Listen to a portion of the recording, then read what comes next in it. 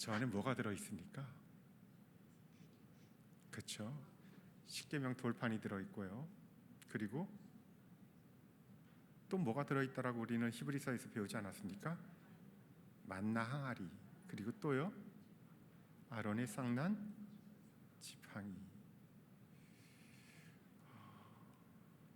이 구절 때문에 우리는 그렇게 보통 많이 알고 있죠. 잘 안 넘어가네요. 히브리서 9장 4절에 만나를 담은 금 항아리, 아론의 쌍난 지팡이, 그리고 언약의 돌판들. 신약 성경에서는 이 세 가지를 이야기하고 있지만요,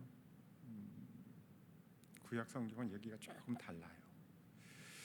그 위에 속죄소를 덮는 영광의 그룹들이 있으니, 그룹은 천사를 이야기하고요, 속죄소는 뭐를 이야기할까요? 그 언약궤, 법궤라고도 하는 이 언약궤의 뚜껑을 속죄소라고 이야기합니다. 저 어릴 때 저희 어머니하고 또 교회 집사님들, 권사님들이 속회 예배를 드릴 때 저도 옆에 껴서 같이 예배를 드렸단 말이에요. 그때 가장 많이 들었던 기도 문구 가운데 생각나는 것이 있는데, 은혜의 보좌 앞으로 나갑니다, 이런 기도를 어머니들께서 많이 하셨던 걸 기억해요. 그때 은혜의 보좌라고 하는 말이 저 속죄소를 이야기해요. 다른 말로는 시은좌라고도 하죠. 마틴 루터 목사님께서 이 법궤 뚜껑을 시은좌, 그러니까 은혜의 보좌라고 번역한 이후 개신교에서는 늘 그렇게 번역을 하고 또 이렇게 기도를 해왔습니다. 그 은혜의 보좌 위에 우리 하나님이 임재하신다라고 그렇게 믿었어요. 하늘에 계신 우리 하나님께서 땅에 임재하실 때, 이스라엘 백성 가운데 거하실 때는 특별한 장소가 있는데, 성소 안에 있는, 지성소 위 안에 배치되어 있는 이 법궤 뚜껑에, 그 자리가 이제 천사가 날개를, 그룹이 날개를 펴서 방석처럼 이렇게 깔면은 그 위에 우리 하나님께서 임재하신다라고 믿었던 거예요. 그러니까 이건 이스라엘 역사에 있어서 또 신앙의 역사에 있어서 정말 중요한 보물 중의 보물이죠. 근데 그 법궤 자체보다도 더 중요한 건 그 안에 들어있는 것. 이게 그들 역사 속에서, 아니 모든 크리스찬들의 역사 속에서도 빼놓을 수 없는 중요한 역사적인 또 신앙적인 의미를 담고 있는 거예요. 돌판, 십계명이 적혀 있는 거, 그리고 지팡이, 항아리. 그런데요, 구약 성경 말씀에 보면은 신약 성경 구절이랑 조금 틀려요. 민수기 17장 6절에 보면은 그 지팡이는 모두 12이다. 그 중에 아론의 지팡이가 있었고 모세가 그 아론의 지팡이를 여호와 앞에 두었다라는 말씀을 해요. 여호와 앞에 두었다라고 하는 말이 무슨 말이냐면은 하나님이 어디에 임재하신다고요? 시은좌에 임재하신다라고 했잖아요. 그러니까 그 앞에 두었다, 법궤 앞에 그 지팡이를 두었다, 이런 말씀이 돼요. 역대하 5장에 보면은 궤 안에는 두 돌판 외에는 아무것도 없었다. 신약 성경, 구약 성경 둘 다 하나님의 말씀인데, 이런 걸 두고 신학을 하는 사람들은 왜 이런 변화가 생겼을까, 그 옮기다가 어떤, 그들 역사 속에서 어떤 변화가 있었을까라고 하는 것을 또 찾아내고 또 추구하게 되죠. 그렇다면은 그 안에 꼭 있었던 건 있어요. 신약 성경의 말씀이나 구약 성경의 말씀 속에서 빠지지 않는 것, 그건 십계명 돌판입니다. 이 십계명 돌판은 누군가가 만들었고요, 누군가가 썼어요. 그 돌판 누가 만드신 거예요? 모세가 만들었어요? 아니면 하나님이 만드셨어요? 그렇죠. 하나님이 만드신 돌판이에요. 거기에 히브리어로 하나님께서 계명의 말씀들 이렇게 적어주셨는데, 거기 있는 그 글씨는 모세가 썼습니까? 아니면 하나님이 썼습니까? 그렇죠. 우리 전부 다 잘 알고 하나님이 쓰신 거예요. 창조 이후로 하나님께서 직접 만드신 것도 이거밖에 없고요, 더군다나 거기에 있는 글씨도 하나님께 쓰셨어요. 이거는 어마어마한 보물이에요. 그 누구도 범접할 수 없는 가장 큰 보물이고, 하나님이 만드신 거니까요. 근데 이걸 누군가가 깨버렸어요. 누가 깨버렸죠? 하나님의 사람이라고 하고 하나님의 종이라고 인정받고 있는 모세가 이걸 깨버렸단 말이에요. 여러분 보실 때 이 왼쪽에 있는 그림은 영화 10개의 한 장면입니다. 포스터로 나와 있는 장면인데 화가 나 있는 모세가 이거 들고선 니들이 이런 거 받을 자격도 없어 하면서 하나님이 너희 이렇게 사랑하셔서 가장 귀한 말씀을 주시는데 어떻게 금송아지를 만들고 주위를 돌면서 춤을 추면서 우상을 숭배할 수가 있지? 분노한 모세가 이걸 깨버리는 장면. 이게 영화 찰턴 헤스턴이 등장하고 있는 10개라고 하는 영화에 이제 곧 성탄절 다가오죠. 어릴 때 성탄절 돌아올 때마다 TV에서 꼭 빼놓지 않고 방영했었던 명작이 10개라고 하는 영화였어요. 그때는 왜 그 홍해가 갈라지는 장면을 보면서 막 쿵쿵쿵쿵 가슴이 뛰면서 막 자리에서 일어나고 싶었었던 왜 그런 감격이. 근데 그 감격이 지금도 그 영화를 볼 때는 같이 일어나요. 근데 모세가 이걸 왜 깼을까? 그리고 오른쪽에 있는 건 렘브란트라고 하는 화가가 그린 모세라고 하는 그림이에요. 여기 십계명 돌판 2개를 들고 있는데 화면에 비치고 있는 저 십계명은 6계명서부터 적혀 있더라고요. 보니까요. 돌판들, 언약의 돌판들 이거 집어 던져서 깨버렸죠. 왜 깼을까요?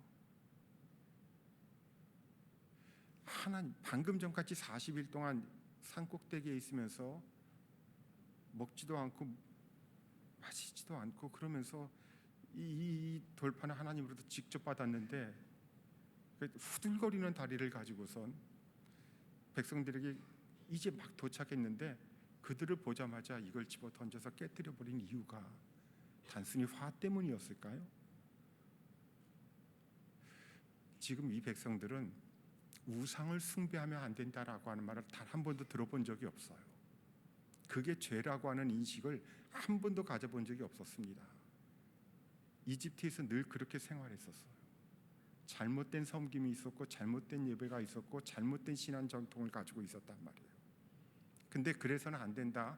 보이지 않는 하나님, 그 하나님만이 참 하나님이시고 그분만을 섬겨야 된다라고 하는 것, 이런 말씀을 단 한 번도 들어본 적이 없었는데 나 외에 다른 신을 내게 두지 말지니라. 십계명에 가장 먼저 적혀 있는 하나님의 계명은 그거였거든요. 여러분 신약 성경도 마찬가지고 지금도 마찬가지예요. 법이 없으면 죄가 되지 않아요. 이걸 전달하는 순간부터 하나님의 백성들, 이제 막 출애굽한 백성들, 그들은 다 죄인이 될 수밖에 없어요. 그것도 정말 진멸을 당해도 싼 가장 중요한 하나님의 계명을 어긴 사람들이 돼요. 백성들은 아직 모세가 들고 있는 이 돌판에 무엇이 적혀 있는지도 모릅니다. 그들을 보자마자 모세가 산산조각을 내버려요. 아무도 읽을 수 없도록. 저는 그냥 모세가 처음에는 화가 나서 그런 줄 알았어요. 근데 화가 나면은 금송아지 깨뜨리는 건 이해가 되는데 왜 하나님이 주신 걸 깨뜨리냐고요. 아무도 읽을 수 없도록요. 그러면 그들은 아직 죄인 되지 않아요. 모세가 하나님께 기도합니다. 하나님, 저들을 용서하여 주옵소서.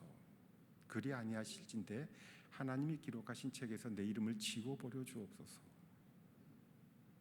이게 지도자의 마음이에요. 목회자의 마음이고 하나님 말씀을 전하는 이들의 마음입니다. 저들을 용서하여 주옵소서. 저들을 살릴 수 있다면 하나님이 주신 이 돌판마저도 깨뜨려야만 했습니다. 근데 하나님은 누구든지 나에게 잘못한 사람의 이름을 내가 지운다. 다시 올라오라고 해요. 그리고 이번에는 네가 돌판을 직접 만들어서 가지고 올라오라고. 또 낑낑거리면서 올라가면 거기서 하나님께 다시 써주셨어요. 40일 동안. 근데 주야로 아무것도 먹지도 마시지도 못하였다라고 이야기합니다. 그때 그 모세의 마음이 우리 하나님의 마음이 아닐까요?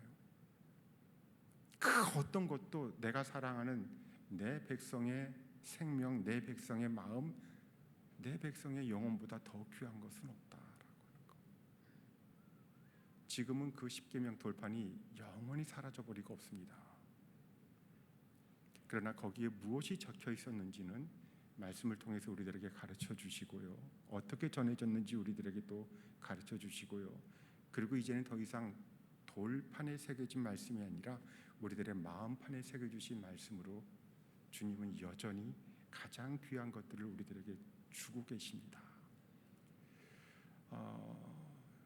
하나님께서 주셨던 말씀들, 하나님이 주신 가르침을 토라라고 하거든요.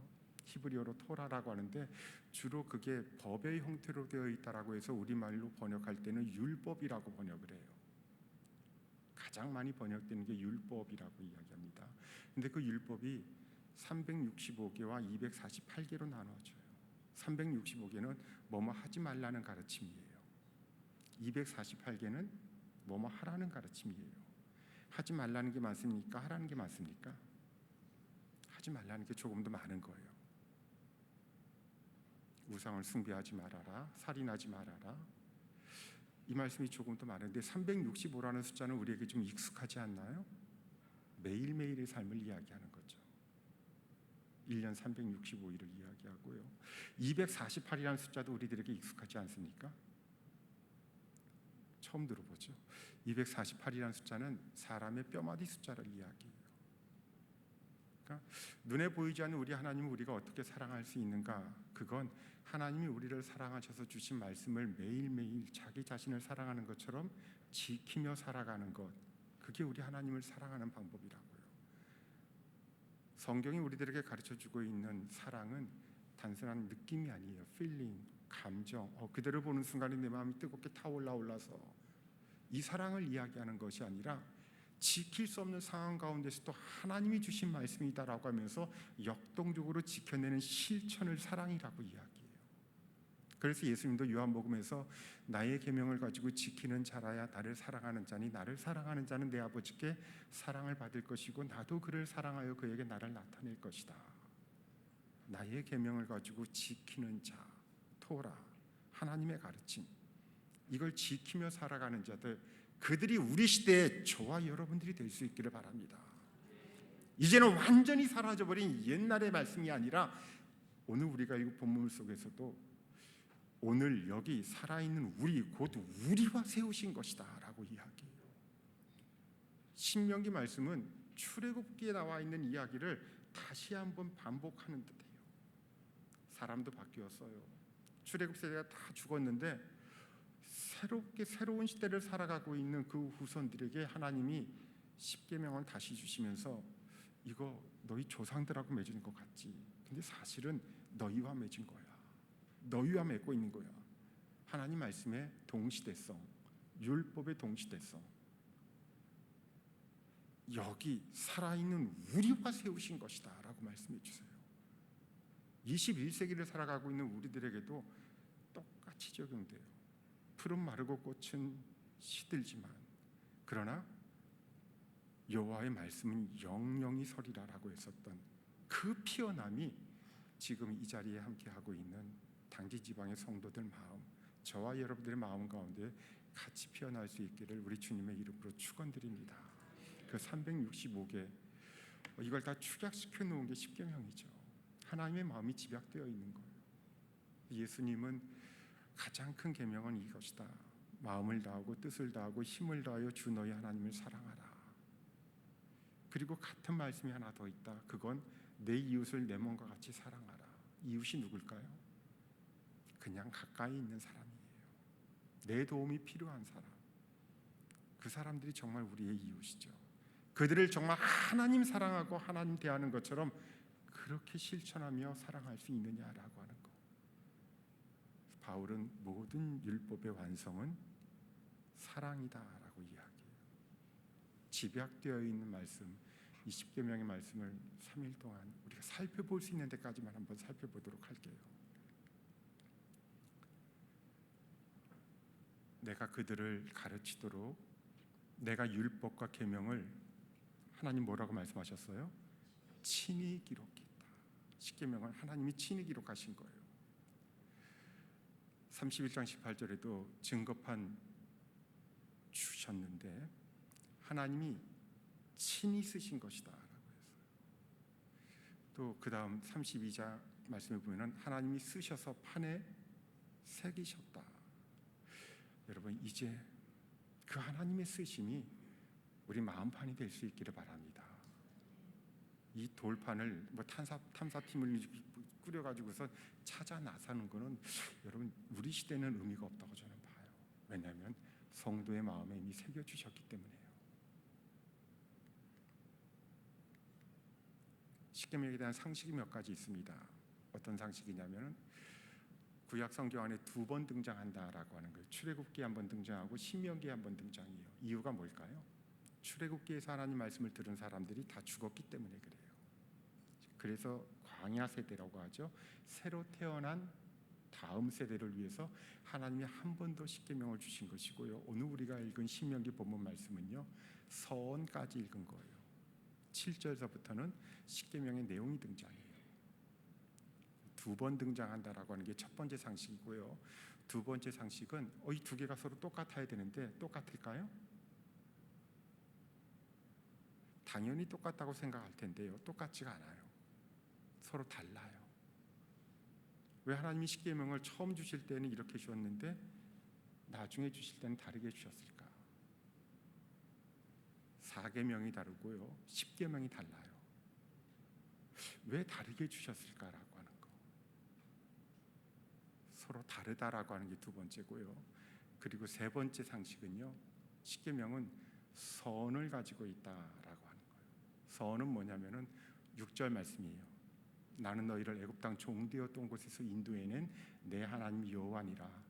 아노키 아도나이 엘로헤카. 내가 여호와야. 내가 너희 하나님이야라고 하는 거.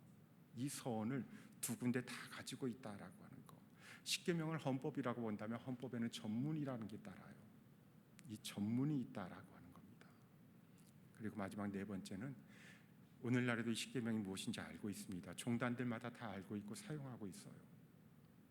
근데 사용하는 종단들이 십계명을 다 다르게 적용시키고 있어요. 다른 십계명들을 사용해요. 1계명이 서로 다르고요. 9계명이 서로 다르고요.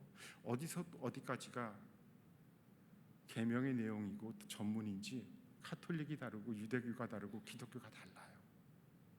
종단들마다 사용하는 십계명이 다르다라고 하는 거. 자, 우리는 우리 개신교에 따라서 우리에게 허락해 주신 계명의 내용들을 한번 같이 살펴보도록 할게요. 첫 번째 십계명은 언제 주어지냐면 출애굽기 19장 1절에 이런 말씀이 나와요. 이스라엘 자손 애굽 땅을 떠난 지 3개월 되던 날, 출애굽 여정 속에 등장하고 있는 모든 원력들은 출애굽한 지 얼마 되었다라는 말이에요. 애굽 땅을 떠난 지 석 달 되었을 때요. 그들이 어떤 산에 도착해요. 이 산의 이름이 뭘까요? 신의 산이죠. 성경에 호렙산이라고도 하고 하나님의 산이라고도 불립니다. 근데 이 신의 산이라고 하는 것은 요즘 이름으로는 모세의 산이라고 불려요. 아랍어로 예벨 무사. 무사라는 말이 모세라는 말이고 예벨이라는 말이 산이라는 뜻입니다. 그러니까 이 동네 사람들도 전부 다 알고 있는 거예요. 저쪽에 지금의 유대인들, 그 당시의 히브리 사람들이 모세라고 하는 사람을 따라서 여기까지 출애굽해서 왔는데 하나님과 어떤 계약을 맺었다더라. 하나님이 그들의 신이 되고 그들은 하나님이 백성이 된다라고 하는 그런 계약을 맺었고 그걸 율법이라고 하고 지금도 지키고 있다. 하나님을 믿지 않는 사람들도 이 전승을 알고 있는 거예요. 그래서 지금도 모세의 산이라고 부릅니다. 그 모세의 산에 도착했어요. 예벨 무사예요. 그리고 언젠가는 여기를 떠나요. 계속 여기 머무를 수 없죠. 가나안 땅까지 가야 한단 말이에요. 그래서 출애굽기 20장 1절에 십계명 말씀을 이때서부터 도착한 다음에 주시고 민수기 10장 11절에 보면요. 민수기 10장 11절에 지금 PPT에는 안 나왔네요. 민수기 10장 11절에 보면 둘째 달 20날에 그들이 시내 광야를 떠나니라. 둘째 달 20날에 시내 광야를 떠난다라고 하는 말이 민수기 10장 11절에 나와요. 둘째 해니까 출애굽한 지 몇 년 되었다는 이야기예요. 둘째 해니까 1년 지난 거예요. 그렇죠? 둘째 해를 기록하니까요. 그 둘째 딸이니까 한 달 더 지났고요. 그리고 20일이니까 1년 1개월 20일 만에 드디어 그 시내산을 다시 떠나게 돼요. 그러면 시내산에 도착해 있는 기간은 어느 정도였는지 계산해 볼 수 있게 돼요. 1년 1개월 20일에서 3개월을 빼면 돼요. 그러면 대략 11개월 정도가 나와요. 1년에 채 되지 않는 남짓한 그 기간 동안에 하나님께서 갈 길 바쁜 이스라엘 백성들을 왜 거기 그렇게 머물게 하셨을까? 토라 주시기 위해서죠. 말씀 전해 주시기 위해서요. 이건 너무 중요하다. 너희는 앞으로 이렇게 살아야 된다. 세상이 아무리 유혹과 욕망이 꿈틀거리고 있어도 그 속에서 너희는 거룩한 백성이고 다르게 살아가는 백성들이야. 너희가 선민이야. 너희에게 특별한 자격이 있어서 무슨 조건이 있어서 공로가 있어서 된 것이 아니라 다만 내가 너희를 사랑했기 때문이야. 그런데 이렇게 사랑받은 사람들은 마땅히 이 세상을 어떻게 살아가야 되는 책임이 있어. 동전의 양면이야. 그 책임은 이 말씀이야. 이 계명이야. 이렇게 지키며 살아가야 한다. 그거 가르쳐 주신 기간이 대략 1년 정도였던 거예요. 11개월요. 그리고 난 다음에 다시 가나안을 향해서 가야 할 길을 가게 하셨어요. 하나님은 우리들에게 가장 좋은 것을 허락해 주신 하나님이시지만은 우리가 원하는 방법대로만 인도해 주신 하나님은 아니세요. 하나님은 하나님의 방법대로 때로는 우리를 멈추기도 하시고 지겹게 가르쳐 주시기도 하시고, 오늘 이 사경에도 그런 시간이 아닐까 싶어요. 하나님이 하나님의 방법대로 우리를 길러주시는 시간이 아닐까요? 그리고 시내산에 떠났고 이제 다시 길을 떠나서 가나안 땅이 바로 눈앞에 있는 모압 평지에 이르렀을 때 그때 신명기 말씀을 이렇게 이야기합니다. 신명기 1장 2절 말씀에 40째 11째 달 그 달 첫날에, 그러니까 40째니까 39년 지난 거죠. 그리고 11째 달이니까 10개월 지났고요. 하루 더 지났어요. 40년이 거의 다 됐을 때 이제 가나안 땅에 들어가 살아야 되는 그 후손들에게 다시 한번 십계명 말씀을 전해 주십니다. 6절 말씀까지 우리가 읽었죠. 나는 너를 애굽 땅 종되었던 곳에서 인도해낸 내 하나님 여호와니라. 자, 그 중에서 우리가 서원을 먼저 좀 살펴보도록 할게요. 6절 말씀인데요. 하나님이 모든 말씀으로 말씀하여 이르시되 나는 너를 애굽 땅 종되었던 집에서 인도해낸 내 하나님 여호와니라. 하나님이 하나님 자신을 소개하고 있어요. 내가 네 하나님이야. 이유가 뭘까요? 우리 하나님이 아닌 것을 우리가 섬기고 있었기 때문에 그래요. 모세에게 이 말씀을 주셨는데, 모세야 네가 가서 내 백성을 다시 이끌어내야 한다. 그때 모세는 정말 하나님 다시 한번 생각해 보십시오 하면서 하나님의 부르심을 거절해요. 전부 몇 번 거절했는 줄 아십니까? 여기 지금 몇 번 나와요? 한 번, 두 번이 아니라 전부 5번 나와요. 첫 번째는 주님 저를 보십시오. 이제 나이 80이 넘었고요. 내가 누구이기에 그거 합니까? 하나님이 설득하세요. 네 힘으로 하는 거 아니야. 내가 너와 함께한다. 우리 하나님은 하나님의 일을 하실 때 반드시 사람과 함께 하시지만 그 사람에게 주시는 약속이 있어요. 내가 너와 함께 할 것이다. 모세에게도 그러셨고 여호수아에게도 그러셨고 겁 많던 기드온에게도 그러셨고 두려워 벌벌 떨고 있었던 다시는 하나님 말씀을 전할 수가 없습니다라고 했었던 예레미야에게도 주셨던 똑같은 약속은 내가 너와 함께 할 것이야. 제자들을 세상에 파송시키면서도 주셨던 가장 강력한 약속은 볼지어다 내가 세상 끝날까지 너희와 함께 할 거야. 우리 하나님 우리와 반드시 함께 해주신다고 약속해 주세요. 근데 모세는 자기 자신을 먼저 봅니다. 내가 누구이기에. 하나님 그래도 저는 못합니다. 하나님 계속 설득하세요. 모세가 가서는 뭐라고 이야기합니까? 저는 할 말이 없습니다. 세 번째는요, 나도 내 백성을 믿지 못하지만 내 백성도 나를 믿지 않는 존재들입니다. 이런 관계에서 어떻게 리더의 역할을 감당합니까? 저 죽어도 못합니다. 그래도 가라는 하나님 말씀에 나는 제일 못하는 게 말입니다. 그래요. 본래 말을 잘 못하는 자입니다. 실제로 탈무드라는 책에 보면은요, 모세는 말더듬이었다라고 이야기해요. 싸움은 잘하는 사람이었어요. 애굽의 무술을 배웠기 때문에요. 싸움은 잘하는데 말 못하는 사람은 뭐부터 나간다 그래요? 모세가 그래서 이집트 사람을 죽였던 것 같아요. 하나님 너무 잘 알지 않습니까? 하나님도 이건 인정하셨어요. 그치, 너 지지리도 말도 못하지. 너는 말하지 말고 그때는 가만히 있어. 대신 아론이 말하면 될 거야. 그 정도였단 말이에요. 그래도 모세는 못한다고 해요. 5번째, 주여 보낼 만한 자를 좀 보내주십시오. 그래도 저는 아닙니다. 하나님의 마지막 대답은 무엇이었을까요? 여기까지가 끝이었는데요. 야, 그냥 가 그래요. 계속 설득하다가 가. 그래서 가요.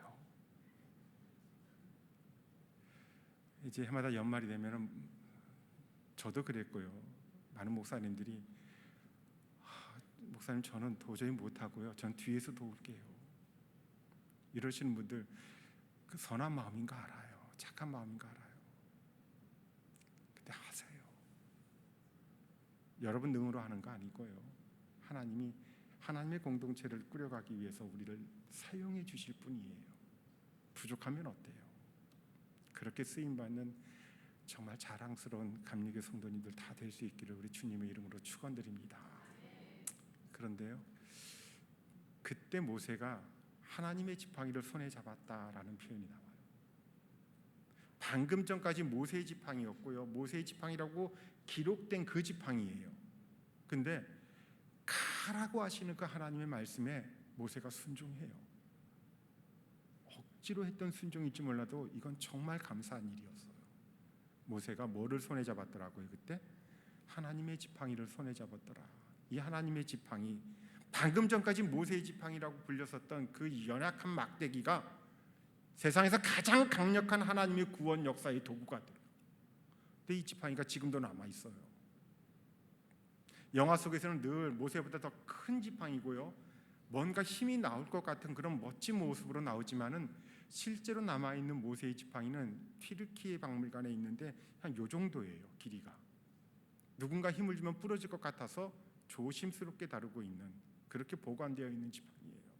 그러니까 지팡이라기보다는 노인이 자기 몸을 운신하기 위해서 찝고 다니는 막대기 정도에 불과한 그런 막대기예요. 모세가 사용할 때는 아무것도 아니었어요.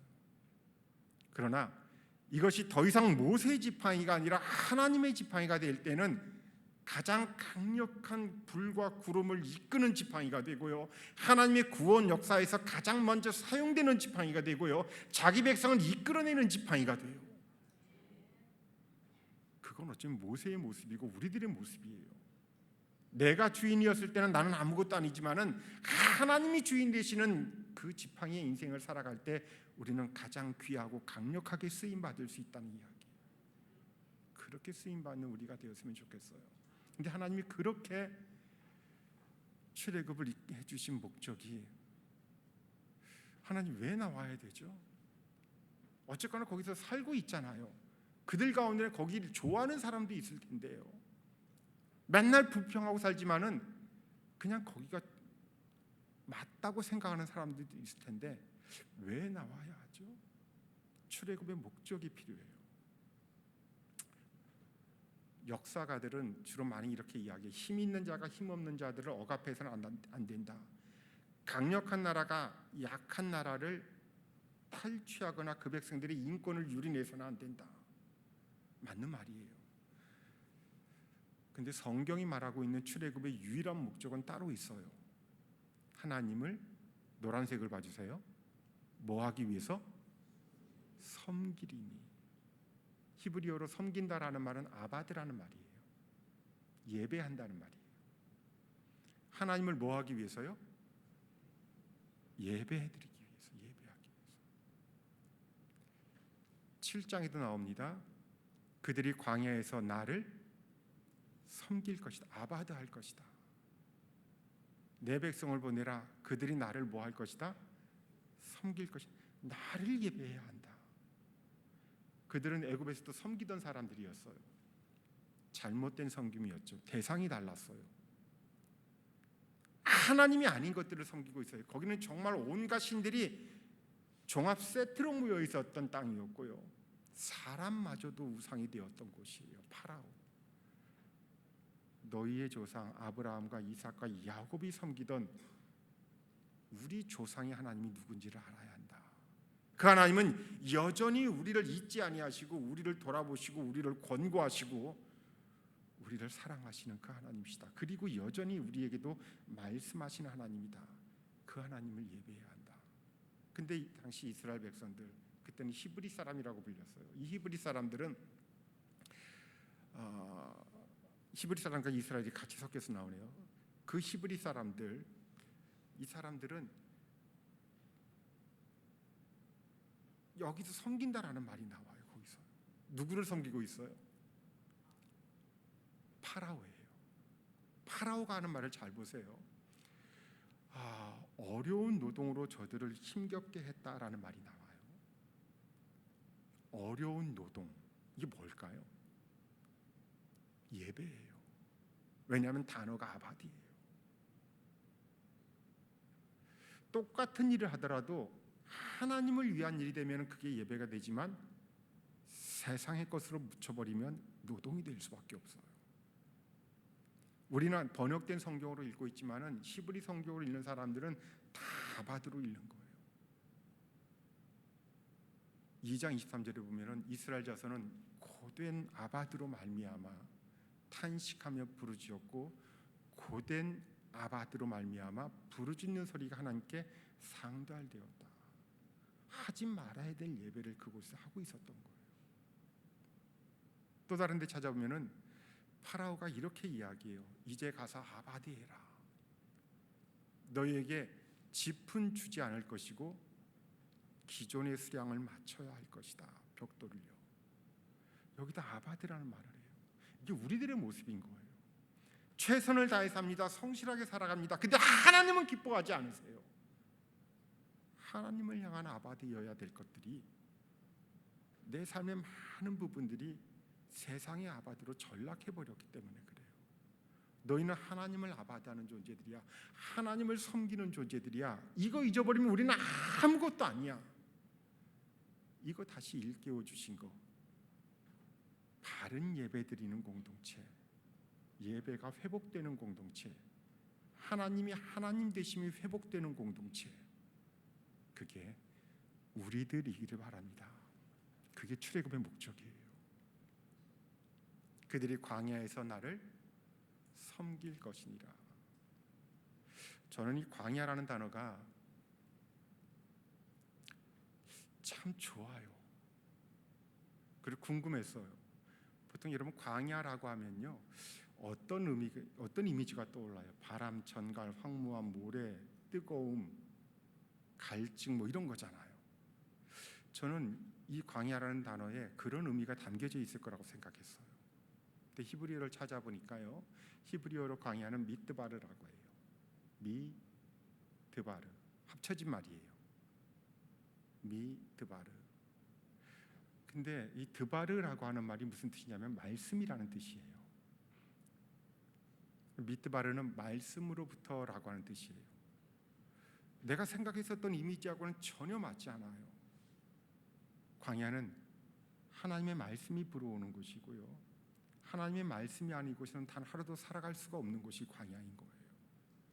우리는 광야에 있다라는 생각할 때 내가 원하는 그 어떤 것도 충족시킬 수가 없는 장소라고 생각을 해요.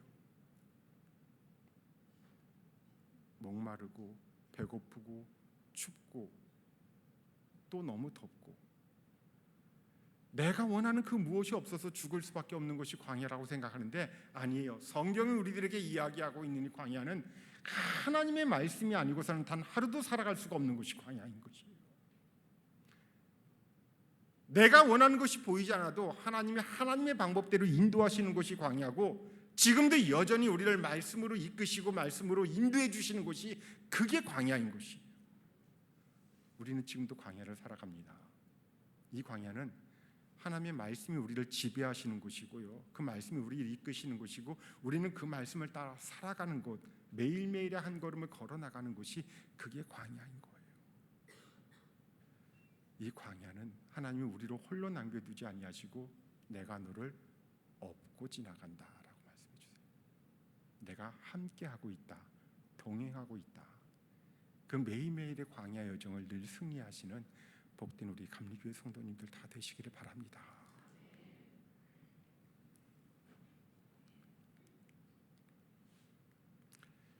거짓 신이었던 파라오는요, 우리를 알지 못해요. 근데 우리 하나님은 우리를 압니다. 내가 정령이 너희를 알고, 파라오가 뭐라고 이야기하냐면은 여호와가 누군지 알지 못하니 내가 어찌 너희를 보내겠느냐. 하나님을 알지도 못하고요. 왜냐하면 바로는 자기 자신이 신이라고 생각했기 때문에 그래요. 그리고 백성들의 형편도 알지 못해요. 근데 하나님은 내가 똑똑히 알고 정령이 보았다라고 이야기합니다. 10가지 재앙이 나와요. 여러분, 이 10가지 재앙은요, 고대 시대에는 한 10가지 재앙이 이것도 나름대로 목적이 있는데요, 고대 시대에는 한 민족과 민족의 싸움은 사람의 싸움이라고만 생각하지 않았어요. 그들이 섬기고 있는 신과 신의 싸움이에요. 이스라엘 백성들이 아바디해야 될 대상은 하나님 한 분이세요. 사람을 만드신 하나님. 근데 이집트를 지배하고 있는, 거기서 이스라엘 백성을 노예로 삼고 있는 파라오, 또 온갖 잡신들은 사람이 만들어낸 신이에요. 이 둘의 싸움을 이야기합니다. 이 재앙을 계속, 이것도 가짜 신이고 이것도 섬겨야 될 대상이 아니고, 재앙을 계속해서 하나님께서 보내셨던 건 참 하나님이 누구신지를 알려주시는 거예요. 재앙 속에서 재앙이 계속 이어지면서 모세를 통해서 하나님께 주시는 말씀이 있어요. 이를 통하여서 나를 여호와인 줄 알 것이다. 여호와 같은 이가 없는 줄을 알게 될 것이다. 이 땅에서 내가 여호와인 줄을 알 것이다. 온 천하에 나 같은 자가 없는 것을 알게 할 것이다. 너희는 내가 여호와인 줄 알 것이다. 이게 그 당시 히브리 사람들에게 하셨던 말씀일까요? 아니죠. 여전히 똑같은 세상을 살고 있는 우리 시대의 크리스찬들, 저와 여러분들에게 정녕 우리 하나님이 누구신지를 알아야 한다라고 하는 말씀이죠.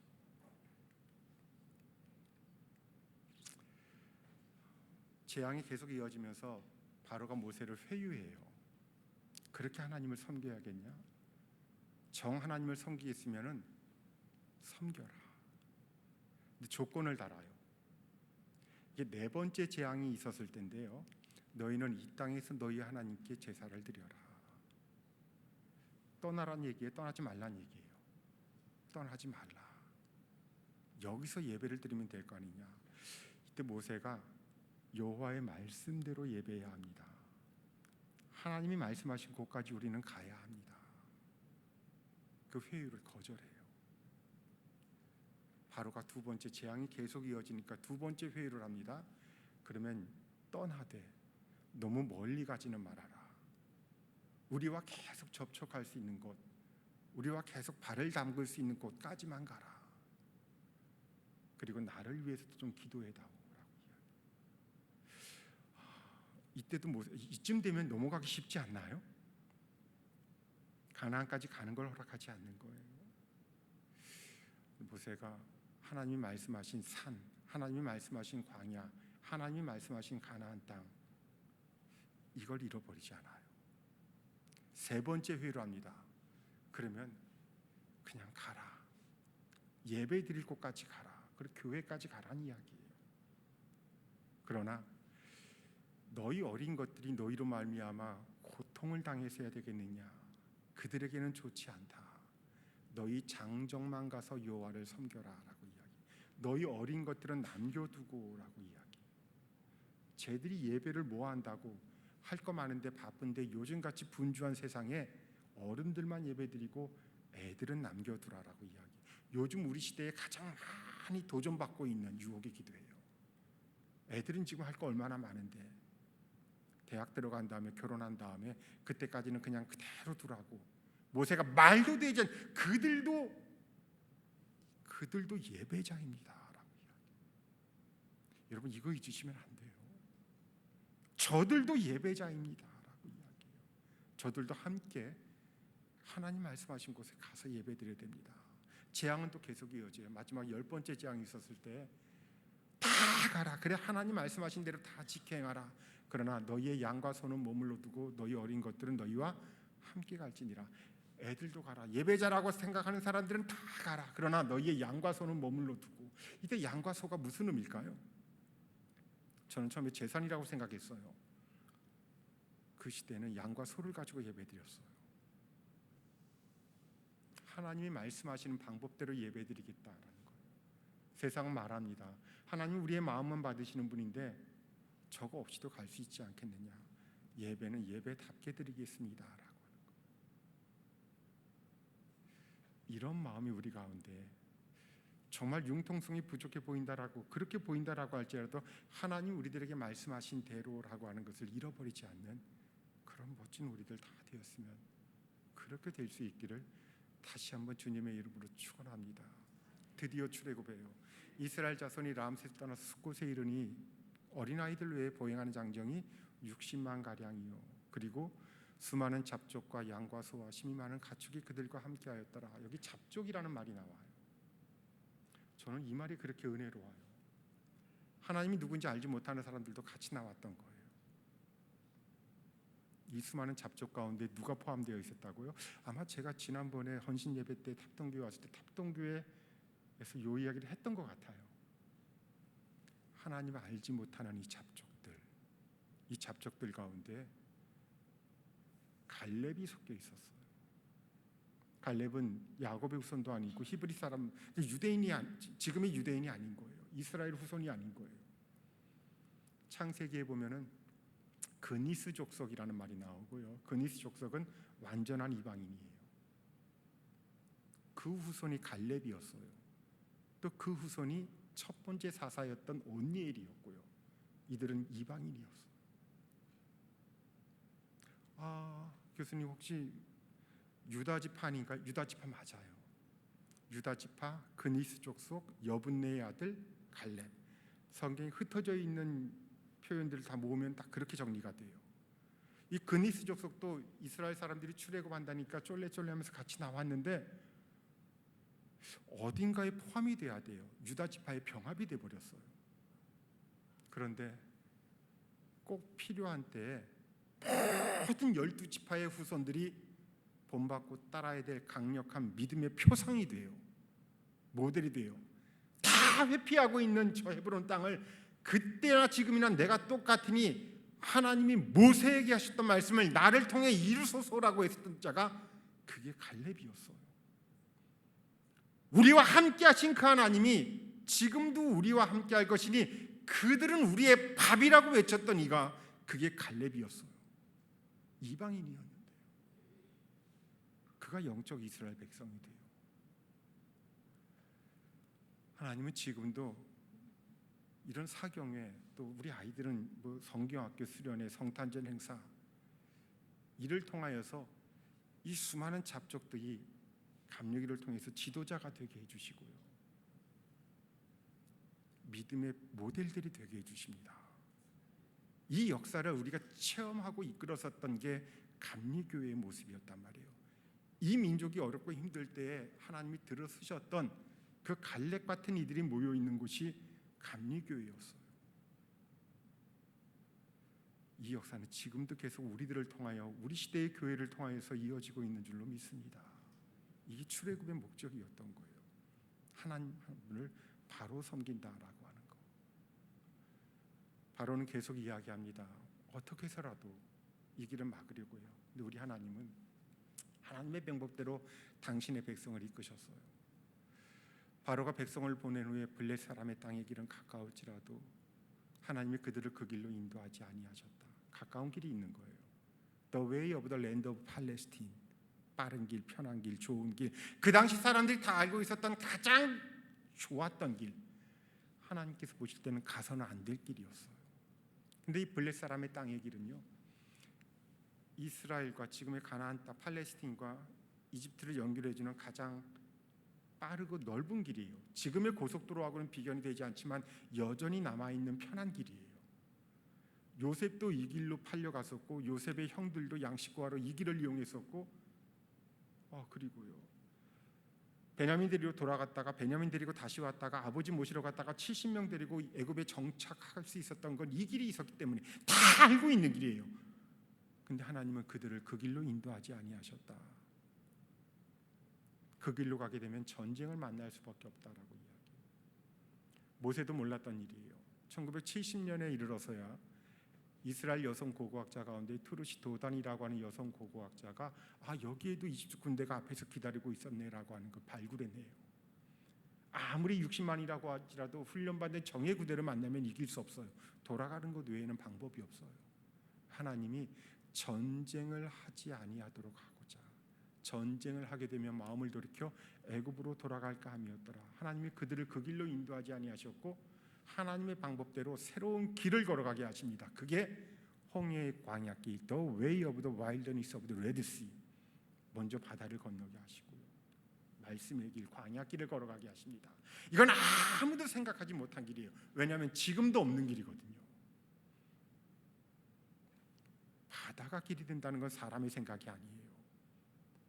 광야도 30분을 서 있을 수가 없는 곳이에요. 그러나 우리 하나님께는 가능한 길이에요. 이게 우리 하나님의 구원의 역사예요. 하나님은 그렇게 이스라엘 백성들을 이끄셨고 구원의 역사를 우리에게 펼쳐주셨어요. 자, 서원에 나타나고 있는 가장 중요한 성경 표현을 봅시다. 나는 내 하나님이 여호와다. 내가 네 하나님이야 라고 하는 이 말씀. 우리는 지금 그렇게 고백하고 있어요. 백성들은 하나님을 가리켜 우리 하나님이라고 고백해 본 적이 있을까요?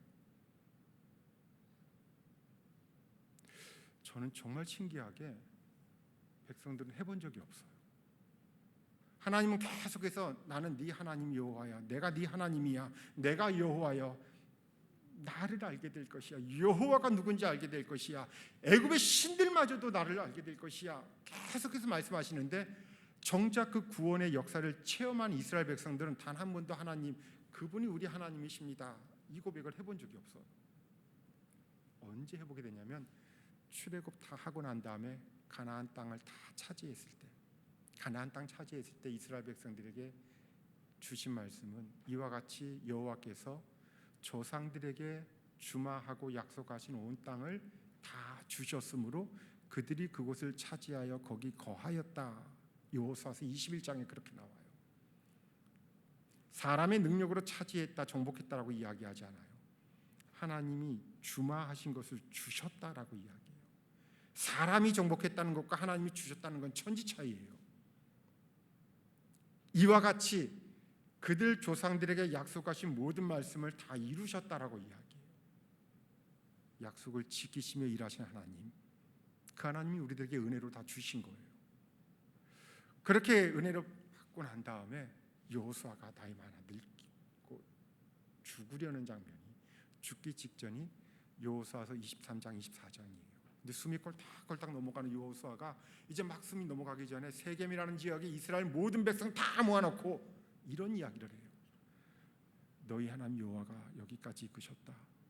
너희 하나님 여호와 그가 우리를 구원하셨다. 너희 하나님 여호와가 대신해서 싸우셨다. 너희를 대신해서 너희 하나님 여호와가 우리를 여기 인도하셨다. 너희 하나님 여호와가 이 땅을 다 주셨다. 그냥 하나님 이야기하지 않고 하나님을 이야기할 때마다 너희라는 말을 수도 없이 반복해요. 이유가 뭘까요? 듣고 싶은 단어가 있어요. 백성들에게 한 번도 해보지 않았던 말, 여호수아가 너희 하나님 여호와라고 하는 말, 듣고 싶은 말은 뭘까요? 우리 하나님 여호와라는 말을 듣고 싶은 거예요. 한 번도 해보지 못했던 신앙 고백, 이걸 들어보고 싶은 거예요. 그때 이스라엘 백성들이 여호수아가 먼저 이런 말하죠. 너희가 택하라. 오직 나와 내 집은 여호와를 아바드 하겠노라. 백성들이 첫 번째 신앙 고백해요. 이게 이스라엘의 첫 번째 신앙 고백이에요. 창세기, 출애굽기, 레위기, 민수기, 신명기 한 번도 해보지 않았었던 신앙 고백. 이스라엘 백성이 그러므로 우리도 여호와를 섬기리니, 그는 맨 마지막 문장이요, 우리 하나님 이심이니이다. 하나님을 가리켜 누구라고 이야기해요? 지금 우리 하나님이라는 말을 해요. 이게 첫 번째였어요. 이게 얼마나 감격스러웠을까요? 숨이 막 넘어가는 여호수아가 이제 죽어도 여한이 없다. 유대인들의 공통점은 우리 민족과 닮은 게 많아요. 3-4번이라고 하는 거예요. 여호수아가 다시 말합니다. 그거 너희가 지켜야 한다. 만약 여호와를 섬기지 아니하면 너희에게 재앙이 있을 것이다. 백성이 다시 신앙 고백해요. 맨 밑에 백성이 여호수아에게 말하되 우리가 여호와를 아바다하겠나이다. 한 번 더 나와요. 여호수아가 백성에게 이르되 여호와를 택하고 그를 아바드하게 했으니, 그렇게 증언했으니 우리 주변에 있는 우리 스스로가 서로에게 증인이 될 것이다. 백성이 마지막으로 고백합니다. 우리 하나님 여호와를 우리가 아바드하고 예배할 것이고 그의 목소리를 우리가 들을 것입니다. 따르겠다는 이야기예요. 그리고 여호수아가 죽어요. 자, 과연 이스라엘 백성들은 이 약속을 지켰을까요? 지켜요. 오래 가지 못해요. 왜냐하면 세상의 유혹이 너무 강력하게 밀려 들어왔기 때문에요. 그러나 지켜요. 여호수아와 그 장로들이 살아있는 동안은 지켰다라고 이야기해요. 우리 시대에 우리가 지켜야 될 말씀이 아닌가요? 우리가 계속 해야 되는 고백. 여호와 그는 우리 하나님이십니다. 우리 하나님이십니다 라고 고백할 수 있는 저와 여러분들, 이게 출애굽의 목적이라고요. 바른 예배 드릴 수 있는 저와 여러분들, 그런 우리들 모두가 다 될 수 있기를 축원합니다. 내일 십계명 앞부분을 살펴볼게요. 나 외에 다른 신을 내게 두지 말라. 왜 이렇게 말씀하셨을까? 늘 두렵고 떨리는 마음으로 강단에 섭니다. 같은 마음을 품고 이 자리에 나오시는 여러분들 다 될 수 있기를 바랍니다. 그렇게 주 앞에 우리가 여호와를 섬기겠나이다라고 하는 마음으로 이 시간을 지키시는 복된 당진 지방의 성도들 다 되시기를 주님의 이름으로 축원합니다. 제가 기도할게요. 하나님, 우리에겐 참 많은 핑계가 있습니다. 하나님을 예배하지 않아도 되는, 예배할 수 없는 이유가 우리들 삶 가운데 너무도 많습니다. 때로는 예상한 어려움이 있고 예상치 못한 난관들이 찾아오기도 합니다. 그러나 주님, 우리는 우리 하나님을 아바드하는 존재인 것을 잊지 않게 하옵소서. 여호와 우리 하나님, 그 하나님이 나는 내 하나님 여호와다라고 말씀해 주시는 그 음성을 우리 시대에도 들을 수 있게 해주심을 주님 감사합니다. 하나님이 우리를 사랑하셔서 우리들에게 주신 가장 귀한 말씀을 이제 우리 마음판에 새깁니다. 주여, 주께서 돌판에 새기셨듯이 우리 마음판에도 주께서 새기시옵소서. 우리가 듣겠나이다, 또한 따르겠나이다. 예수님 이름으로 기도드립니다. 아멘.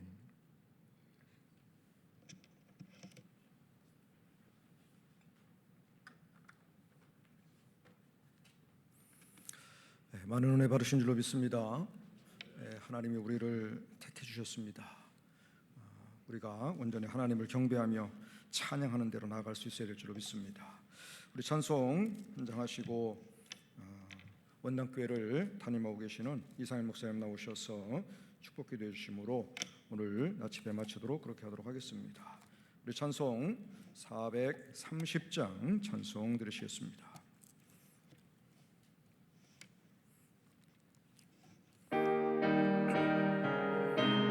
선교하시며 찬양하십니다.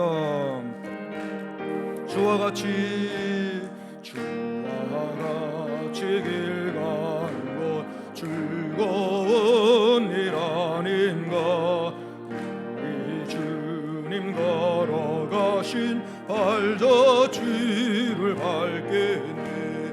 한 걸음 한 걸음 주 예수와 함께 날마다 날마다 우리 걸어가. 어린아이가 둘이 미련하고 약하나 주 예수에 이끌려 생명길로 가겠네. 한 걸음 한 걸음 주 예수와 함께 날마다 날마다 우리 걸어가리. 꽃이 피는 들판이나 험한 골짜기라도 주가 인도하는 대로 주와 같이 가게. 한 걸음 한 걸음 또 한 걸음 주 예수와 함께 날마다 날마다 우리 걸어가리. 옛 선지자의 높같이 우리들도 천국에 올라갈 때까지 주와 같이 가. 한 걸음 한 걸음 또 한 걸음 주 예수와 함께 날마다 날마다 우리 걸어가리. 아멘.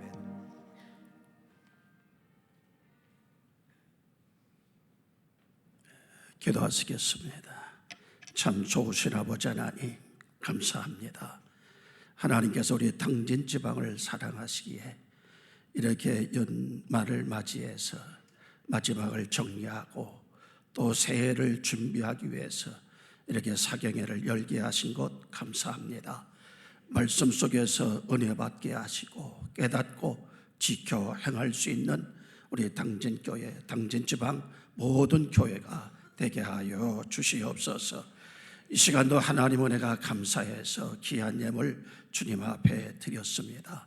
마음의 소원을 얹고 귀한 예물 드렸사오니 바쳐진 손길들 기억하시고 하시는 사업장과 가정 위에 놀라운 물질의 축복을 더하여 주시옵소서.